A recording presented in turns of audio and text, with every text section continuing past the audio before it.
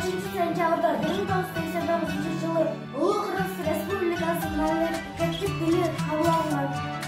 Ооба, дал ушул күнү биздин тилибиз өзүнүн тарыхына кайтарып мамлекеттик маканга ээ болгон эне тили бул элдин жана улуттун көнөрмөс байлыгы. Ал биздин кечээки тарыхыбызга байланып эртеңки келечегибизге жол көрсөтөт. Кыргыз тили бул ала табыстын бийиктиги, ысыктуулуктун туруктугу, улуу калпабыздын улуулугу. Биздин максат бул улуу мурасты сактап, урмактарга таза жеткирүү. Ушул улуу күнү майрамдоо үчүн болгон концертибизди ачыкта жарыялайбыз. Баарыңызга байрамыңыздар менен. Эне тилибиздин байрамы кут болсун. Кыргызстан эли көргөн жок. Кырылып көркөй өлсө да Кыргызстандын тили өлгөн жок.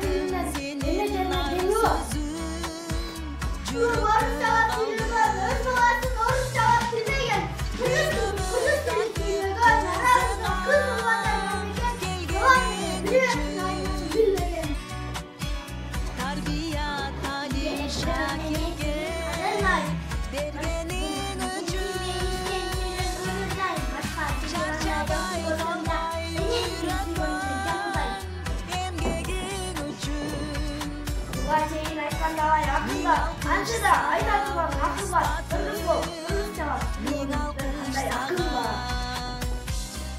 Buna çakayacak ise hasta ol, mene tilim jadırasın jas bol. Egerdeki mene tilince ise katıkmasın filmi da taş bol.